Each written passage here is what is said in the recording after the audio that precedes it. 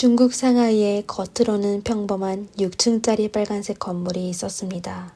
하지만 그곳은 수많은 아름다운 여성들이 사기를 당하고 감금되고 또 구타당한 곳이었습니다. 그녀들은 상하이의 정부기관과 부유한 사업가들의 놀잇감이었으며 심지어 그들이 원하면 그들을 위해 아이를 낳아야 했으며 강제로 난자를 추출까지 했어야 했습니다.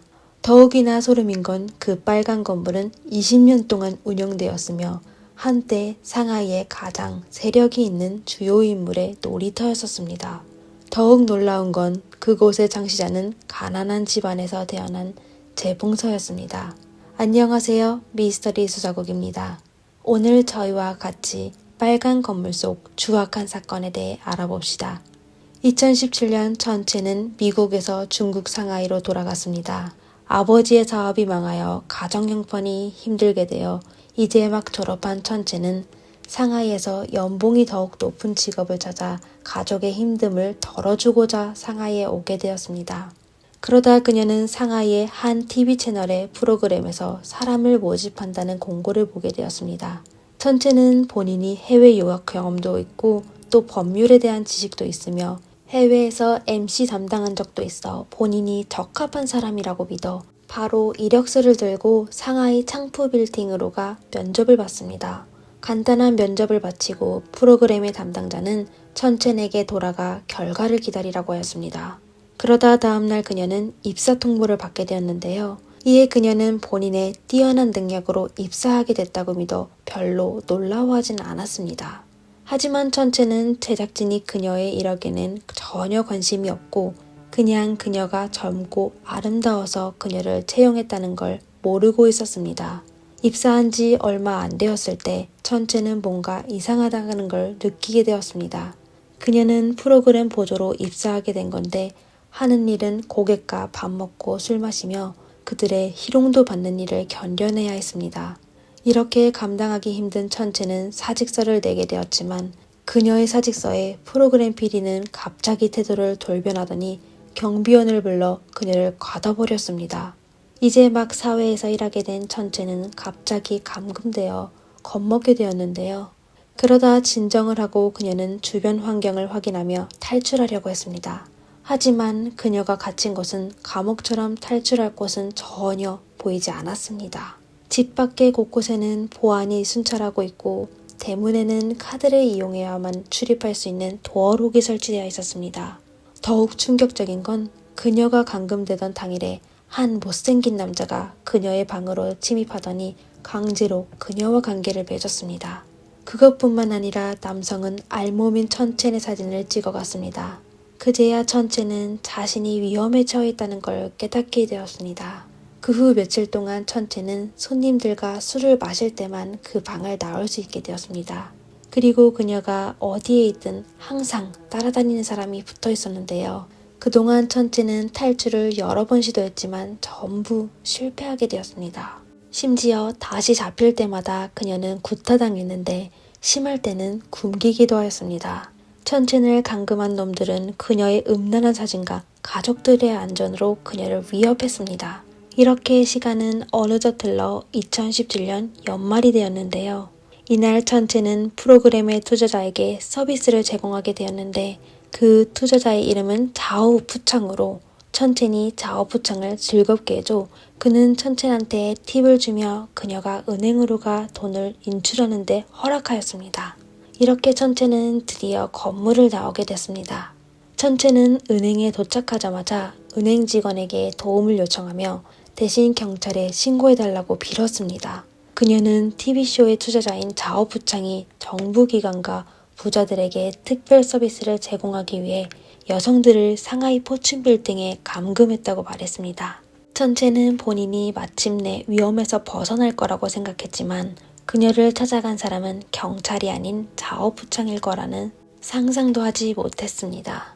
자오부창은 은행에 도착한 후 침착한 목소리로 은행 직원에게 자신이 천첸의 남편이라며 천첸이 정신적 질환이 있어 종종 이상한 말을 한다며 모두가 놀라지 않았으면 했습니다. 더욱 소름인 건 자오프창은 어디선지 천첸이 정신적 질환이 앓고 있다는 증명서를 들고 은행 직원들에게 보여줬었습니다. 이렇게 천첸의 구조는 정신병 환자가 만든 소란으로 마치게 되었습니다. 은행 직원은 심지어 천첸에게 자오프창과 잘 지내라는 조언까지 하였는데요. 이렇게 천첸은 탈출에 실패한 후 다시 감금됐는데 고문을 당하게 되었습니다. 하지만 그런데도 천첸은 탈출을 포기하지는 않았습니다. 그녀는 같이 감금된 여성들에게 도움을 요청했지만 역시나 아무런 소용이 없었고 심지어 어떤 여성은 그녀에게 연루될까봐 그녀를 피하며 멀리하기도 하였습니다. 그러다 몇몇 여성들이 그녀를 도우려고 하자 샤오린이란 관리인에게 들키게 되었습니다. 그녀는 모두가 똑같은 짓을 당했지만 전부 참고 견뎠는데 왜 그녀만 견딜 수 없냐고 물었습니다. 그녀의 말을 듣고 천첸을 돕고 싶어 했던 여성들은 침묵하며 결국 누구도 천첸을 돕지 않게 되었습니다. 사실 샤오린도 천첸과 마찬가지로 채용 정보회소가 그곳에 갇히게 된 것인데요. 하지만 그녀는 얼마 안 돼 그곳의 생활에 적응하게 되었습니다. 그녀는 심지어 자오프창을 위해 임신하는 걸 포기하기까지 했었습니다. 그 후 천첸의 생활은 점점 더 어려워지게 되었는데요. 그녀는 열흘 넘게 강제로 난자를 배출하는 주사를 맞게 되었는데 낙후된 의료기술 때문에 염증이 생기게 되어 결국 영원히 아이를 낳지 못하게 되었습니다. 그 당시 건물에는 그런 끔찍한 고문을 당한 20여 명의 여성이 더 있었습니다. 그리고 6명의 아이가 태어났었는데 모두 자오프창의 자녀였습니다. 아이들은 자오프창이 여성들을 통제하는 가장 좋은 도구였습니다. 그럼 그 자오프창은 도대체 누구였을까요? 그는 왜 그렇게 많은 여성을 감금하며 고객들에게 특별 서비스를 하게 하고 심지어 그녀들의 난자까지 빼앗았을까요? 사실 자오프창은 대단한 사람이 아니라 평범한 재봉사였습니다. 그는 1973년 시골에서 태어났는데 자씨 가문의 유일한 남자아이라 그에게 희망을 두게 되었습니다. 자오프창의 출생은 가족의 생활에 행운을 가져다 주지는 못했지만 그의 가족은 돈을 아끼지 않고 자오프창에게 썼습니다. 이렇게 자오프창은 어릴 때부터 커서 돈을 벌어 가족의 은혜를 보답해야 한다는 생각을 하게 되었습니다. 1980년대 중반에 자오프창은 중학교에서 자퇴를 하고 돈을 벌기 위해 장수, 상하이 등 고수료가 일을 하기 시작했습니다. 그는 재봉 기술을 배우며 일했었는데 시간이 지나면서 집으로 보내는 돈도 점점 많아졌습니다. 자오프창 가족은 오래된 집을 밀어버리고 새로운 집을 짓고 또 마을 주민을 위해 가로등까지 설치해주며 심지어 마을의 도로도 깨끗하게 새로 바꿔주었습니다. 그리고 자오프창도 매번 고향으로 갈 때마다 점점 더 부티가 나며 갈수록 사치스러운 차량을 운전하고 집으로 데리고 가는 여자친구도 매번 다르게 데려갔습니다. 마을 사람들은 자오프창이 잘 되는 것을 보고 전부 그와 친하게 지내려고 하였습니다. 한때 가난한 자오프창 가족이 드디어 마을 사람들의 존경을 받게 되어 자오프창은 무척이나 기뻐했습니다. 사실 그가 여자를 팔아 부유하게 된 건 그 누구도 몰랐었습니다. 2000년에 자오프창은 상하이 양푸구에 있는 가게를 구입하여 양복집을 운영하기 시작했습니다. 하지만 가게의 수입이 별로 없어 욕심이 많은 자오프창을 그거에 만족할 수는 없었습니다. 고민 끝에 그는 빠른 돈을 벌기 위해 특수 서비스업을 시작하기로 결정하였습니다. 그는 양복점 근처에 2개의 미용실을 열었었는데 보기에만 미용실이지 사실 여자들이 몸 파는 곳이었습니다. 하지만 손님을 대접해야 하는 여자는 어떻게 해야 할까요? 그러다 자오프창은 본인의 아내가 생각났습니다. 처음 그의 아내는 남편이 미쳤다고 생각하여 동의하지 않았었는데 자오프창의 세뇌와 구타를 당하여 할 수 없이 미용실 최초의 매춘녀가 되었습니다. 그러다 미용실이 점점 더 잘 되게 되자 자오프창은 인터넷을 통해 다른 여성을 찾기 시작했습니다. 그는 보통 일자리를 제공한다는 이유로 시골 소녀들을 모집하여 상대방의 성격과 원하는 걸 통해 이에 대해 각각 다른 일자리를 제공하였습니다. 그러다 성격이 강한 소녀에게는 구타를 통해 그녀들을 통제하고 성격이 약한 소녀들에게는 거짓말을 하여 그와 관계를 나누며 그 과정에서 음란한 사진을 찍어 그녀들을 협박하였습니다. 보통은 그가 원하는 결과대로 이루어졌습니다. 만약 이렇게 해도 그의 말을 듣지 않은 사람이 있게 되면 또 다른 사악한 수단을 사용하곤 했었는데 탈출할 수 있는 여성은 거의 없었습니다. 곧 자우부창의 미용실 사업은 점점 잘 되게 되었습니다. 서비스 비용은 1회에 200위안, 하나로 약 37,000원인 아주 저렴한 가격으로 수많은 손님을 받게 되었습니다. 이렇게 그 후 6년 동안 그는 하나 또 하나의 200위안이 엄청난 돈이 되어 자오부창의 주머니에 들어가게 되었습니다. 하지만 가난한 소녀들이 받을 수 있는 금액은 아주 적었습니다. 부자가 된 자오부창은 어떻게 하면 더욱 많은 돈을 벌 수 있는지 고민하기 시작했습니다. 당시 상하이 부유층에서 부동산 투자하는 사람이 많았는데 자오부창도 부동산을 시작하여 곧 양푸구에서 1000개 이상의 매장을 소유하게 되었습니다. 억만장자가 된 자오부창은 사람들에게 사기치는 것부터 시작하여 강제 철거하는 일까지 다 했는데 얼마 안 돼 이름을 날리기 시작했습니다. 그는 본인이 불법으로 돈 버는 방식이 사람들에게 알려질까봐 여자를 이용하여 돈이 높고 세력 있는 사람과 관계를 맺어 본인을 보호하게 하였습니다. 이렇게 샤오홍러우가 생기게 된 겁니다. 부자와 정부기관은 당연히 길거리의 미용실은 방문하지 않아 자오부창은 천첸처럼 높은 학력에 예쁘게 생긴 여성을 그들에게 대접하게 하였습니다. 그리고 청푸 빌딩을 선택한 이유는 빌딩 겉면이 빨간색으로 되어 있는데 그는 빨간색이 그에게 행운을 줄 수 있어 사업이 승승장구할 수 있다고 생각해서입니다. 자오부창은 빌딩을 구매한 후 더욱 대담해졌습니다. 빌딩의 인테리어는 아주 화려했었는데 고객들의 취향을 고려하여 방들을 각각 다른 컨셉으로 잡았습니다. 그리고 그는 빌딩의 외부 인테리어뿐만 아니라 빌딩의 내부 구조도 다시 설치했는데 비상사태를 예방하기 위해 모든 방 안에 비밀 출구를 만들었습니다. 그리고 방 안에 CCTV를 설치하여 영상을 찍어 여자들을 협박할 수 있을 뿐만 아니라 고객의 약점으로도 사용하려고 했습니다. 장소는 이미 마련됐는데 대접할 젊고 아름다운 여성은 어디에서 찾아야 할까요? 이에 자오부창은 예전의 방법대로 채용 공고를 내어 소녀들을 유혹하였습니다. 그리고 그녀들이 입사하게 되면 그는 본인의 아내가 몸을 팔아 큰 돈을 벌게 됐다며 그녀들에게 세뇌하기 시작했습니다. 계속되는 세뇌에 많은 소녀들의 생각이 바뀌게 되었는데 그의 말에 홀리지 않은 여성들에게는 태도가 급변하며 구타, 감금은 물론이고 강제로 관계를 맺어 그녀들의 음란 사진과 영상을 찍어 협박했습니다. 때로는 자오부창은 자신의 소유권이라는 걸 강조하기 위해 소녀의 은밀한 부위에 자오부창 전용이라는 문자를 새겼습니다. 그 빌딩 안의 소녀들은 거의 모두 고객을 위해 모집한 건데 때때로 자오부창도 그녀들과 관계를 맺어 6명의 자녀를 두게 되었습니다. 하지만 그는 이에 만족하지 않았습니다. 자오부창은 여성의 난자를 채취하여 판매하면 많은 돈을 벌 수 있다는 걸 알게 되어 일부 여자들을 이용해 돈을 벌었습니다. 그는 여성들을 통제하기 위해 아주 악독한 방법을 생각해냈는데 그건 바로 그녀들의 부모를 빌딩으로 홀려 가둬버린 일이었습니다. 자오부창은 자신이 만든 특수서비스 산업이 정부기관의 도움으로 계속할 수 있을 줄 알았는데 2019년에 20년 동안 운영해온 샤오홍러우가 한 소녀의 반격으로 무너지게 될 줄은 누구도 예상하지 못했습니다. 그리고 모든 건 관리자 샤오린과도 관련이 있었는데요. 샤오린은 자오부창의 믿음을 받아 중요한 일을 맡게 되어 그를 도와 더욱 많은 여성을 찾기 시작하였습니다. 그녀는 자오부창의 지시를 따라 상하이의 대령거리에 샤오거라는 댄스 학원을 설립하였습니다. 자오부창은 학원의 이름이 마음에 들지 않아 137국의 댄스 학원으로 바꿨습니다. 그는 댄스 학원을 통해 예쁜 여성을 모집하였습니다.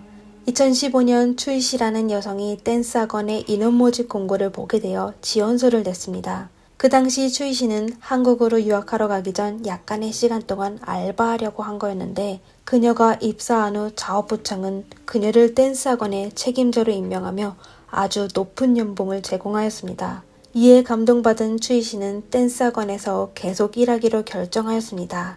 그 후 추이 씨는 샤홍러우의 다른 여성과 같이 댄스 학원의 운영을 담당했으며 또 몸 파는 일도 같이 하게 되었습니다. 중국에는 사람의 호구에 따라 받는 혜택도 달랐는데 베이징, 상하이, 그리고 선전 등 곳에 호구를 가진 사람의 혜택이 가장 많았습니다. 그리고 추이 씨의 호구가 바로 상하이에서 자오부창은 본인의 호구를 상하이로 옮기기 위해 그녀의 호구부를 들고 혼인신고를 하였습니다. 그는 추이 씨를 완전히 통제하기 위해 그녀를 댄스 학원에 감금하며 강제로 그녀와 아이를 낳았을 뿐만 아니라 또 그녀의 난자를 채취하여 판매하였습니다. 추이 씨는 오랫동안 육체와 정신적으로 구타를 받게 되어 아주 심한 우울증과 조울증을 앓게 되었습니다. 추이 씨는 오래전부터 본인은 속았다는 걸 알게 되어 탈출을 계획하고 있었는데요. 그러다 2017년 말에 추이 씨는 자오부창이 자리를 비운 틈을 타 미리 계획했던 경로를 따라 댄스 학원을 탈출했습니다. 추이 씨는 한 모텔에 숨어 함부로 나가지도 못하고 밤늦게 거리에 있는 공중전화로 전화해 어머니에게 연락해 어머니의 도움으로 목숨을 유지할 수 있었습니다. 한편 자오부창은 추이 씨가 도망친 걸 알게 되자 그녀가 어머니에게 연락할 거로 추측해 사람을 고용해 어머니 자오민을 스토킹하고 일꾼들과 10여 명의 여자들을 시켜 그녀의 집으로 가 소란을 피웠습니다. 심지어 사람들 앞에서 추이 씨의 음란한 동영상을 보여주기까지 했는데 추이 씨는 여전히 나타나지 않았습니다. 이에 더욱 화나게 된 자오부창은 상하이 곳곳에 추이 씨와 결혼증명서가 인쇄된 전단지를 발표하며 그녀를 찾게 되면 장시로 보내겠다고 하였습니다. 사실 추이 씨 모녀는 그냥 자오부창이 그녀를 다시 찾지만 않기만을 기대했는데 자오부창이 추이 씨를 못살게 괴롭혀 분노하게 된 모녀는 그와 완전히 맞서기로 결정하였습니다. 2018년 11월 추이 씨 모녀는 상하이 정부를 찾아가 그를 고소하였습니다. 고소장에 추이 씨는 자오부창이 어떻게 여성을 해쳤는지 또 어떻게 여성과 돈으로 정부기관을 대접했는지 자세히 적었습니다. 하지만 그녀의 고소장이 자오부창을 보호하는 누군가가 도중에 막았는지 그는 아무렇지 않았습니다. 신고서에 대해 후속 조치가 없어 추이 씨 모녀는 2019년 초 양푸구 공안국으로 가 해당 사건을 다시 신고했습니다. 추이 씨는 용감하게 사람들에게 자신이 자오부창에게 속아 그에게 몹쓸 짓을 당했고 감금당하기까지 했다며 그와 이혼을 요구하였습니다. 이번엔 추이 씨의 사건이 조사가 들어가게 되어 드디어 2개월 뒤 이혼 소송의 재판이 시작되었습니다. 그리고 재판 과정에 대해 2개의 소문이 있었는데 첫 번째 소문은 자오부창이 법정에서 승리를 확신하여 재판 과정에서 오만한 태도를 취하며 판사에게 무례하게 대했다는 것입니다. 그리고 또 하나의 소문은 자오부창이 60만 위안, 하나로 1억 1천만 원의 돈으로 사건을 해결하려고 했다는 소문이었습니다. 하지만 추이 씨 모녀는 돈으로 해결하려는 자오부창에 대해 어이없어 하였습니다. 그러나 2개의 소문의 결과는 똑같았습니다. 추이 씨 모녀는 재판이 끝난 다음 날에 2번째 신고 편지를 보냈습니다. 그 당시 마침 중국에서 지하 세계를 조사하는 시기였는데 조사팀이 마침 상하이에 도착하여 드디어 추이 씨 모녀는 마침내 희소식을 받게 되었습니다. 조사팀의 조사가 진행되자 자오부창이 수년간 운영해온 샤홍러우가 사람들에게 알려지게 되었습니다. 그리고 자오부창을 보호해온 정부기관의 정체도 서서히 드러나기 시작했는데요. 2019년 3월 24일 추이 씨 모녀의 신고로 경찰은 바로 전담팀을 구성하여 자오부창을 조사하기 시작했습니다. 자오부창은 어디에서 소식을 들었는지 자신의 명의로 된 회사를 정리하고 여성들을 내보낸 후 바누아투로 탈출하려고 했습니다. 자오부창은 텅텅 빈 사무실을 보며 추이 씨에게 모든 게 끝났어. 넌 정말 날 못살게 만들었어. 라는 문자를 보냈습니다. 자오부창은 그를 보호해주는 누군가를 너무 믿어서인지 바로 상하이를 떠나진 않았습니다. 5월 15일에 양푸구 위원이자 정치법률위원회 서기인 루연은 그의 사무실에서 자오부창에게 빨리 튀어. 이제 시작됐어. 라고 전화를 하고서야 그는 다급히 4명의 여성을 데리고 장수성 고향으로 도망갔습니다. 그리고 이튿날에 그는 장수성 공안국에 체포되었는데요. 조사한 결과 자오부창은 2004년부터 부동산 중개업체를 운영하기 시작했는데 불법으로 운영하여 돈을 벌었습니다. 그는 여러 회사를 설립하여 사람들을 모아 불법까지 저질렀는데 결국 그만의 지하 세계를 갖게 되었던 것입니다. 자오부창과 그의 일당은 2014년에서 체포될 때까지 84건의 사기죄와 15건의 강제거래 그리고 6건의 갈취죄를 저질렀었습니다. 자오부창은 20년 동안 10억 위안 하나로 약 1848억 원의 불법 이익을 취득하게 되었는데요. 그리고 또 지자체 철거 보상금과 임대료로 약 100억에 달하는 돈을 사기쳤습니다. 그는 13명의 정부기관의 도움을 받아 수많은 여성에게 피해를 줘 2020년 상하이 대법원은 최종 재판에 자오부창에게 극형유예를 선고하고 감형받지 못하게 하였습니다. 그리고 그를 도운 13명의 정부기관들도 체포되어 결국 2년 6개월에서 17년의 징역형을 선고받게 되었습니다. 가장 놀라운 건 자오부창이 통제했던 여러 여성들도 8년에서 20년의 징역을 선고받게 되었습니다. 그중 관리인 샤오린도 포함되었는데 총 38명의 사건이 연루되었습니다. 자오부창이 얼마나 큰 조직을 만들었는지 알 수 있게 되었습니다. 하나의 샤옹러우가 사라졌지만 숨겨진 똑같은 샤옹러우가 지금 얼마나 많이 있을까요? 얼마 전 폭로된 앱스타의 섬의 스캔들은 지구 건너에도 똑같은 샤옹러우가 있다는 걸 증명하였습니다. 불법으로 그런 음란한 장소를 운영할 수 있다는 건 그들을 보호해주는 사람이 있다는 것입니다. 오늘의 사건은 여기까지입니다. 영상이 재미있으면 좋아요와 구독 부탁드리겠습니다. 감사합니다. 다음 영상에서 뵙겠습니다.